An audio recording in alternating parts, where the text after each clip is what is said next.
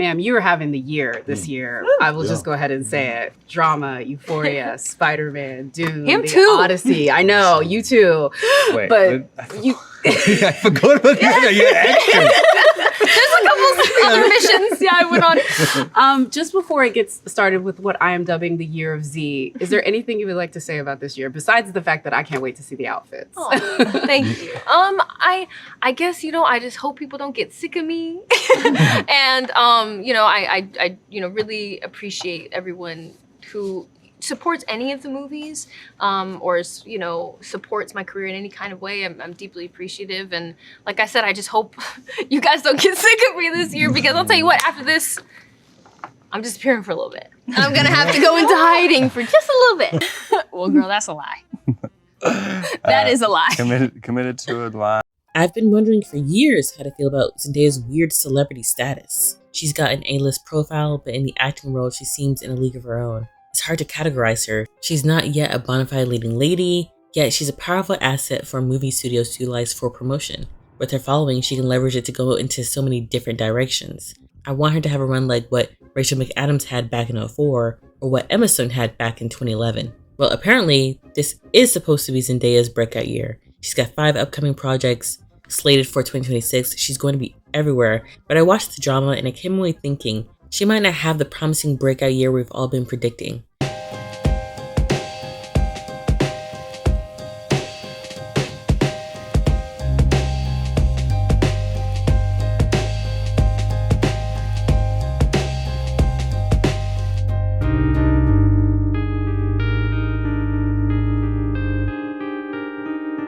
Before I get into my Zendaya review, I wanted to talk about the state of Zendaya's career up until now. Zendaya's been on a semi-hiatus. She's had a few projects released, but nothing consistent. I think the last time she was very consistent was 2021, where she was featured in a lot of major films and was doing Euphoria. You could argue that was supposed to be her breakout year, but nothing really was moving for her.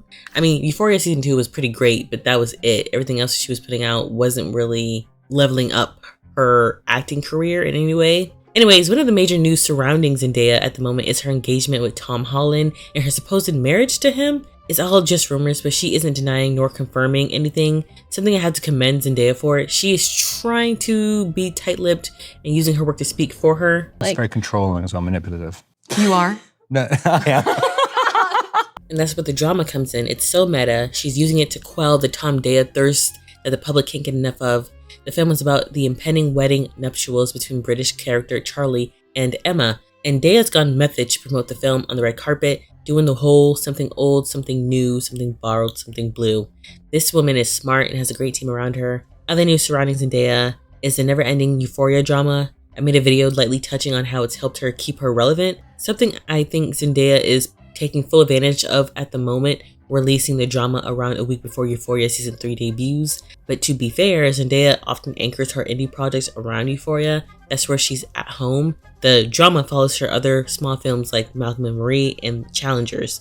All movies follow her signature formula. They're all intimate and romance themed, which works well for Zendaya because it caters to her female demo and allows exploration into interpersonal relationships, which is great for substance. Her projects have already sparked real-world conversations and viral online debates, but it's also a great opportunity for Zendaya to portray nuanced characters, and with the recent addition of the drama, I get the feeling Daya has found her niche, dark comedy. I think it suits her very well. She's carved out her own dark version of a rom-com queen. Now let's get into the actual movie review, and I'll circle back on this point later on.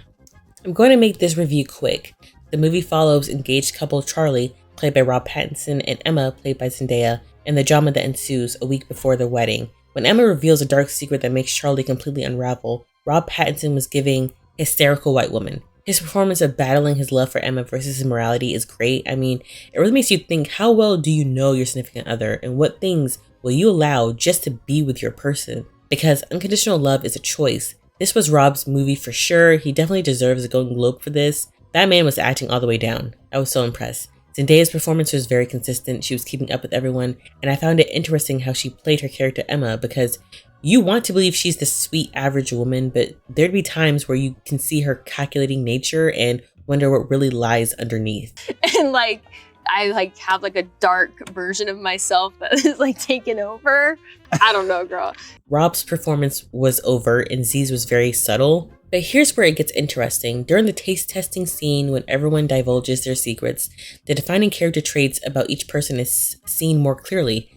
Charlie didn't have one really, but throughout the movie we can see he's easily swayed and he's a helpless romantic. He's similar to his best friend Mike, who was also the token black person of the film. Mike's secret was that he used his ex as a human shield to escape an incident.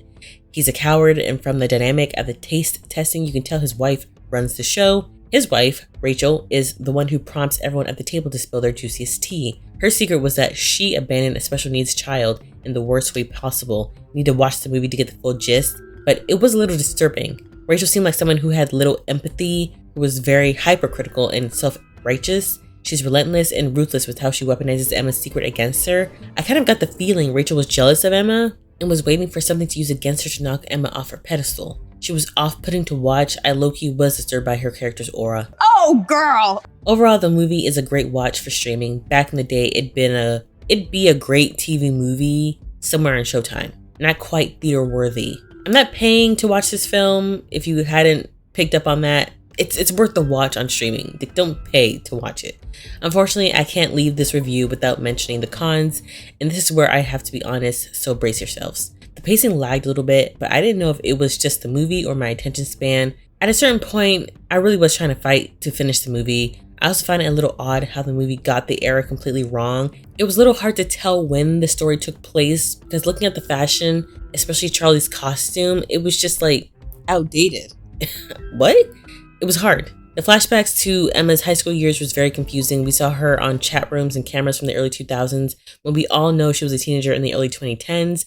And from what I can recall, we had HD films and stuff on the internet. Chat rooms weren't as popular anymore as used to be back in the day, and people had smartphones. So why was teen Emma filming with a JVC handheld camera? I had no idea. I knew you were going to say that. If it weren't for the iPhones shown, I'd think this movie was set in the 2000s. Another issue I had was that for all the marketing of the co-leads Rob and Zendaya, like trying to be the headliners of the movie, it was clear from watching the film that Rob was the actual lead character. We often saw things from his point of view, and he was the emotional anchor of the film. This was a little aggravating because this wasn't the first time a movie mismarketed Zendaya to seem like she'd play a larger role than what she actually was given. And I really wanted more deep, emotional, anchored performances from Zendaya in her films, like what she did in Euphoria Season 2, if not to prove that she could be a leading lady in her own right.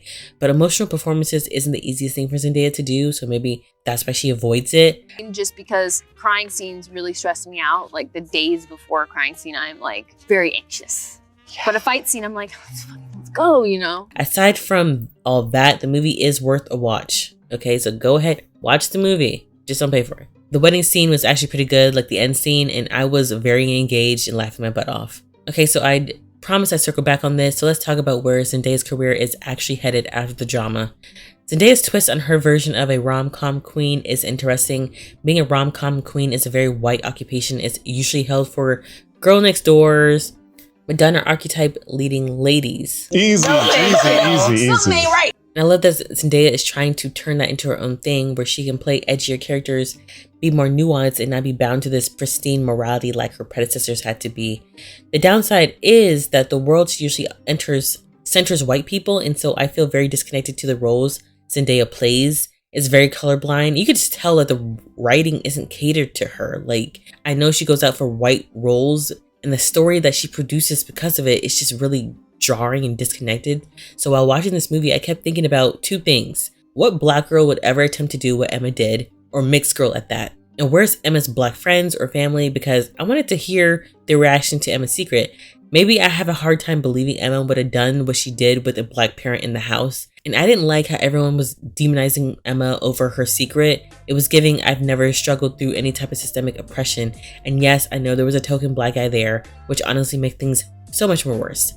Zendaya is in an intriguing phase in her career. Looking at her 2026 schedule, she has a few projects lined up. The drama, Euphoria Season 3, The Odyssey, Spider-Man 4, and Dune. Been busy, y'all. I'm sorry. I've been making some movies. Part 3. I think between October and November, we'll actually have a break from her. But notice how a passion emerges in a lot of her projects. She's almost always the co-lead or the high-value supporting asset in every role, some type of love interest. So despite a busy year, she might not have her definitive breakout moment because she's never really carrying a project alone. Zendaya's built a infrastructure that allows her to rack up credits while sharpening her craft and boosting her profile by playing love interest in these massive franchises and little films. She gains exposure to a global audience without the box office failure risk falling on her shoulders. This soft launching herself to the top billing worked when she was up and coming, but now the audience wants to see her prove that she's worthy of all these accolades that she's given. Her smart portfolio is hitting a ceiling where her personal brand is now larger than her acting career. Euphoria is the closest counter to this argument. She's given the best performances in her career on that show, and that's the series she's most known for. She's even made history winning Emmys from the show. Euphoria proves without a shadow of a doubt that Zendaya can convey a dark, complex, and demanding role all by herself. So what does that all mean in the grand scheme of things? Well, it doesn't mean too much. Euphoria is often dismissed as a teen drama with inconsistent writing. The show is still in an ensemble cast setup. The series has become a huge liability on top of everything else, having a slew of issues, both professional and personal. More so, the show's future is up in the air, so it's not a smart idea for Zendaya to tether her legacy to an unpredictable, problematic medium. Zendaya's strategy has created a strange cognitive dissonance because Zendaya is never the sole focal point of her projects, and so the press tours and her persona has become more memorable than the films themselves. Her work often fails to stick because she's positioned as a high-value asset rather than a transformative lead. Unless she steps away from the safety of co-leads and ensembles, her 2026 won't be a true breakout year, just more high-level maintenance of a profile that has already outgrown the roles she chooses. Anyway, that's just my hot take. I feel like I've been saying the same thing about Zendaya for years now. Zendaya is genuinely one of the most fascinating careers to watch right now, but she needs a year where she has to stop being the supporting character of her own career. Drop your take on the comments, and do you think this is her year, or is she still building up to something bigger? As always, thanks for watching. Please comment, like, subscribe, and hype the video. Bye-bye.